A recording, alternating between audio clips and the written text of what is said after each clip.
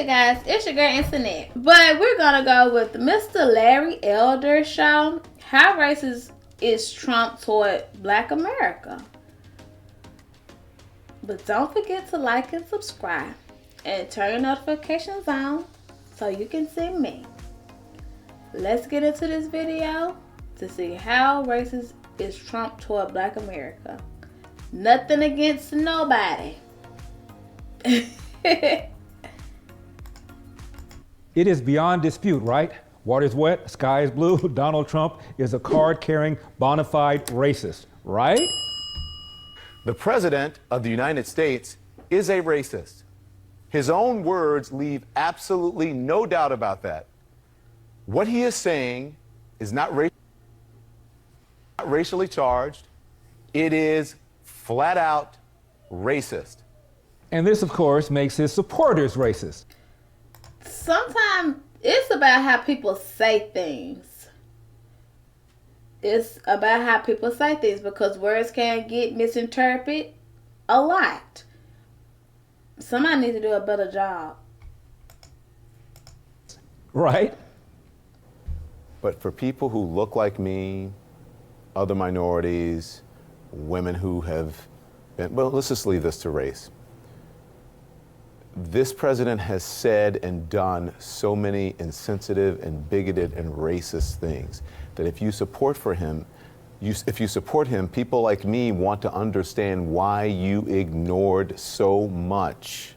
You know, to just be grossly generalistic, you could put half of Trump's supporters into what I call the basket of deplorables.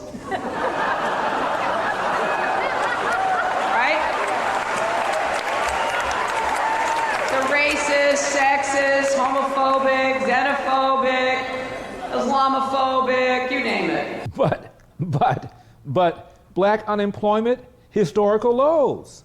I think the economy is doing absolutely great, and it's particularly reaching into populations that heretofore have had very bad problems in terms of jobs, unemployment, and the opportunities that come with full employment. So African American unemployment is at its lowest level. I give President Trump, and I've said this before on Squawk Box, I give President a lot of credit for moving the economy in a positive direction that's benefiting a large number of Americans. Yeah, but he's still a racist. The problem here is that the president has unfortunately used language in the past that we will have a lot of difficulty in erasing, even with an eraser with the words unemployment drop. Because I think some harsh and painful words are just kind of hanging out here across the country as it relates to African Americans and some other minorities. And what about the First Step Act? That's a law that allows prisoners who believe they have unfairly long sentences to have their sentences reviewed. And since President Trump signed that act, 1,000 people have benefited. 90% have been Black men. They've had their sentences reduced an average of almost 70 months. The Senate tonight taking bipartisan action on something substantial, overwhelmingly passing a major prison reform bill. The First Step Act eases federal sentencing for nonviolent offenders, aims to reduce repeat offending, and expands early release programs. Did he? Now, I do think that part should be right because, I mean, selling drugs ain't nothing like raping people, you know, it's not like that. But, like killing people, selling drugs, and, I mean, they don't want it. I mean,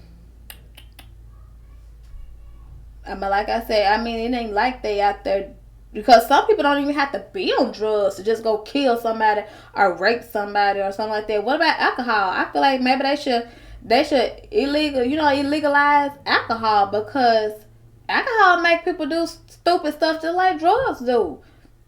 Ain't nobody gonna want that to happen. I know sometimes after a stressful day, you need a little something to cool your nerve down. But sometimes people just take it out of proportion, though.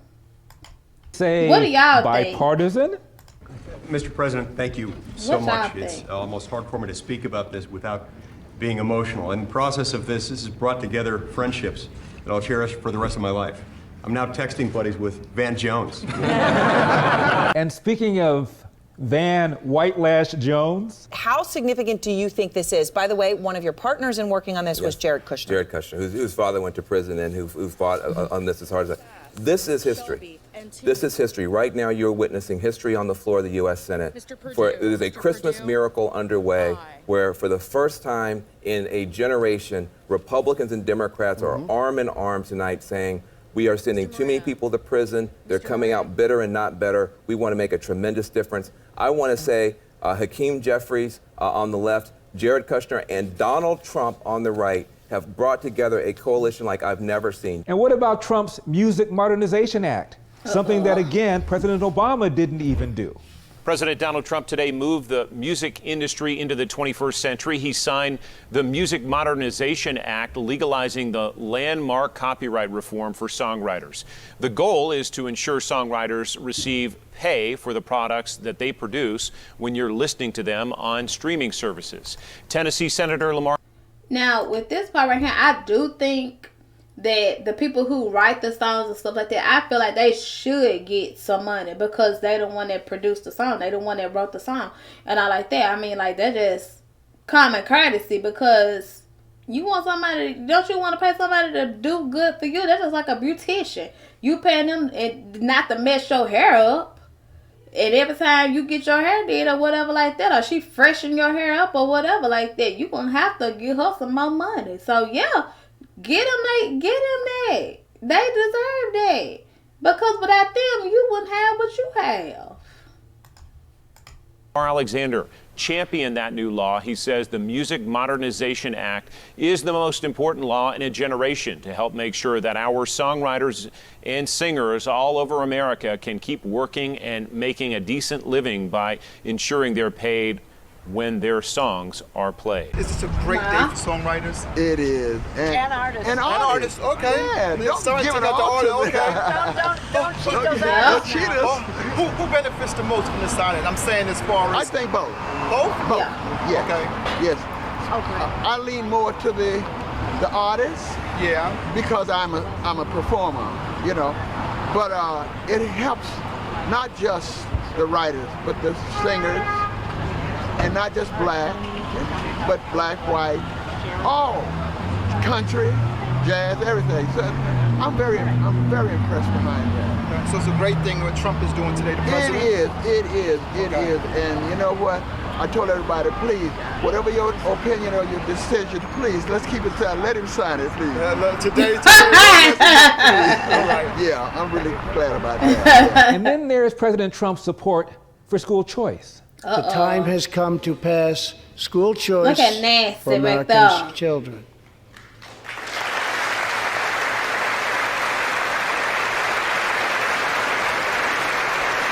Oh, Nancy.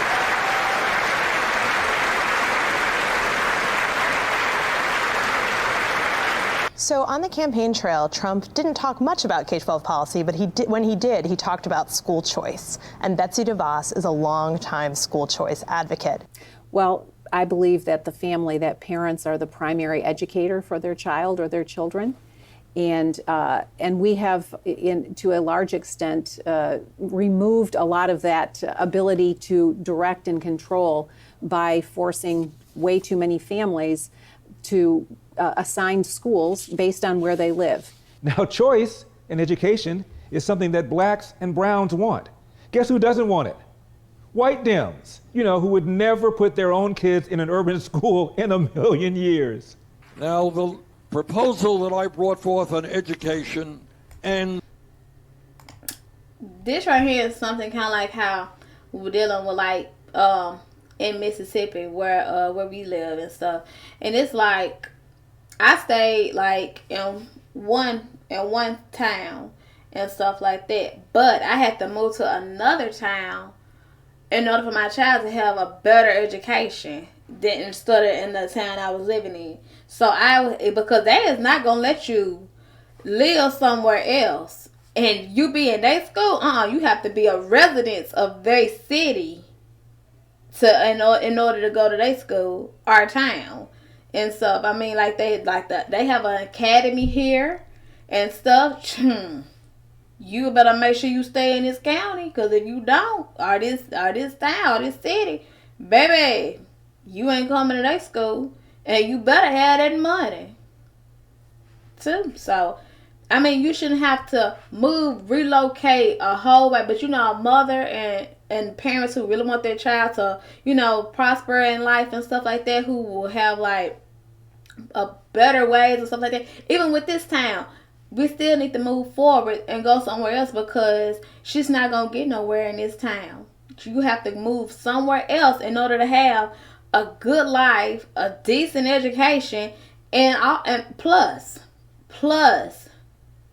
it's just hard. It's hard in the South. I'm pretty sure it's hard everywhere. It's just extremely hard in the South. South don't play with you. South make you tough. Really do. It makes you tough. It gonna wash you. You gonna have to fight. You gonna have to have a tremendous fight in you in order to succeed in the South, or just get out.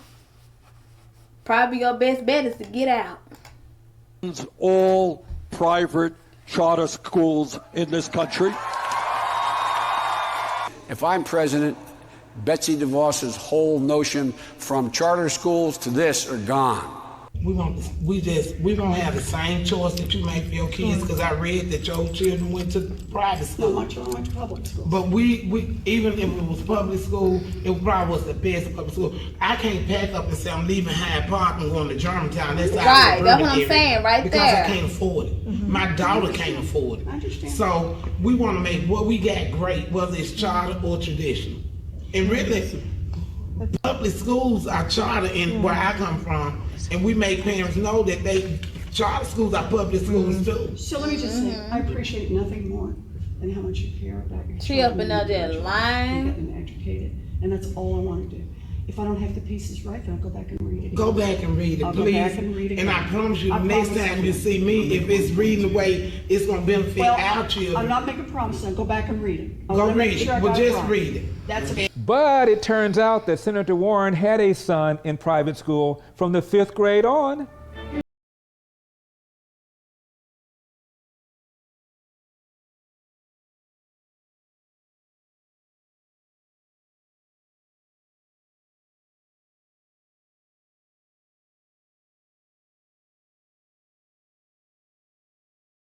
Let's move on. What about illegal immigration? And what does that have to do with blacks? Yeah. Now we must implement an immigration system that will allow our citizens to prosper for generations to come. Today we are presenting a clear contrast. Democrats are proposing open borders, lower wages, and frankly, lawless chaos. We are proposing an immigration plan that puts the jobs, wages, and safety of American workers first. A steady stream of people showing up at the building behind me. We're told 150 applicants in the first 3 hours of this job fair, with about 30 minutes left to go. Cook Foods has not said how many people they're looking to hire, but the folks that we spoke with said they're definitely ready to go to work. Cook is just one of several chicken processing companies to get raided by ICE agents last week, with 680 workers detained for possible immigration violations. Peter Kirsanow is a friend I've known some 40 years. He's a longtime member of the U.S. Civil Rights Commission. Professor Briggs testified before the Civil Rights Commission. We had a whole host of people testifying before the Civil Rights Commission. The one cohort, the one demographic in the United States of America most harmed, most palpably harmed by illegal immigration are black Americans. Look at that man looking. Politicians, Look at that man looking at him like, they know this because there have been numerous hearings before Congress on this. I've testified in a number of these hearings. George Borjas has testified in a number of these hearings. Stephen Camarada has testified, and we've presented all of this evidence, all of this data, that the pernicious effect of illegal immigration, of open borders, has had on black Americans in terms of employment. Nearly 1 million fewer blacks work today because of the competition from illegal immigration than otherwise would be the case if we had a secure border. And it also depresses wage rates by a tune of $1,800 a year. George Borjas estimates that the depressive effects of illegal immigration on wages is anywhere from $99 billion to $118 billion annually, cumulatively, but it has the most significant significant effect on the black community. And did I mention Trump's expansion of so-called enterprise zones that will benefit the inner city? What do you guys think about that part with the immigration part with Black America? What do you guys think about these? Big day. Yes, sir. Thank you. In a few moments, I will sign an executive order launching a new White House opportunity. This is a very big thing. They are extremely close. Extremely close. What is there in the pandemic? That Tim and I and everybody have been working on for a long time. And Revitalization Council. This council will coordinate efforts across the entire federal government to deliver jobs, investment, and growth to the communities that need it the most. And then there's the commutation of the sentence of Alice Johnson, given a long sentence for a non-violent drug offense, and the pardoning of Jack Johnson, the first black heavyweight champion who was busted for a crime involving the transportation of a woman across state lines for purposes of sex. It was a BS charge just designed to nail him, and President Trump once again did something Obama did not do, and that is to pardon Jack Johnson. A great-grandmother gets a second chance at freedom after President Trump commutes her life sentence. Alice Marie Johnson served 21 years for a nonviolent first-time drug charge, but a serious charge of drug trafficking and money laundering. Her story caught the eye of Kim Kardashian West, who made a personal plea for the release to President Trump last week. Johnson shared an emotional reunion with her family after walking out of an Alabama prison yesterday. They are the folks who had been lobbying for this pardon for years now. Johnson was the first African-American heavyweight champ. And in what was seen by many as a racial injustice, Johnson was convicted of a crime back in 1913. That crime was transporting a Sometimes when you put yourself in the public eye like that, you have to be careful. It don't matter who you are. This goes for white, blacks, or Hispanics, anybody. When you put yourself in the public eye, you have to be careful of what you do. You don't know who watching you. And they will get you. And they will send you away for a long time. A white woman across state lines.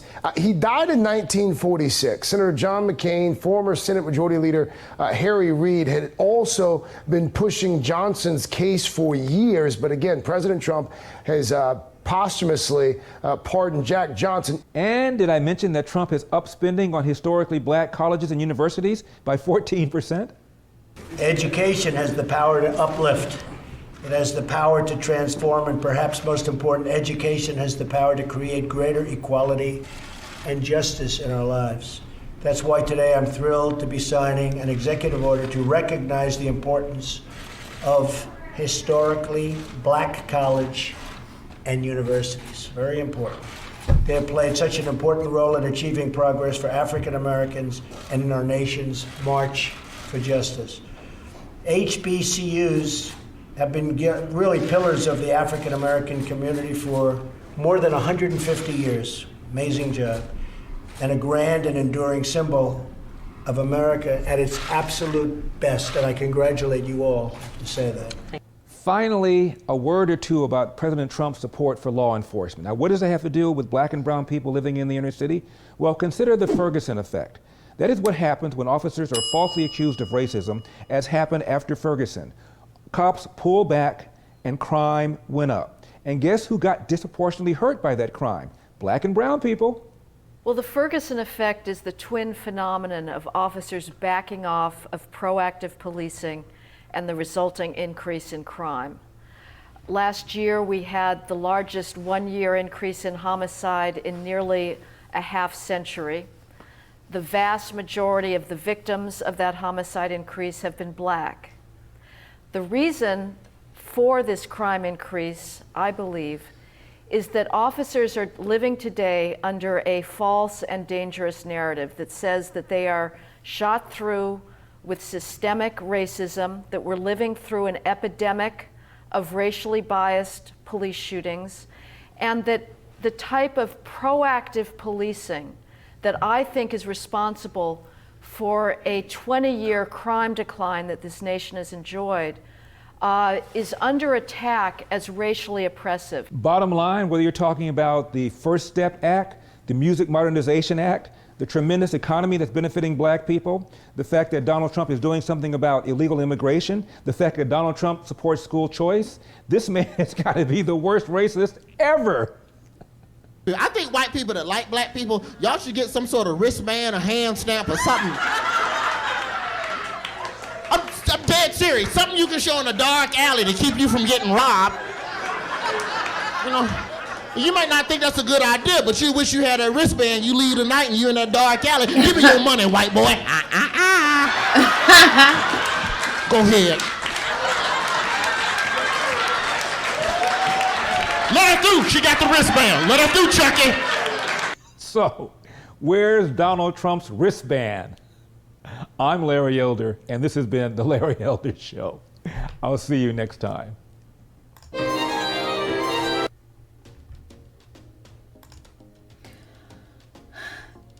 So, what do you guys think about that?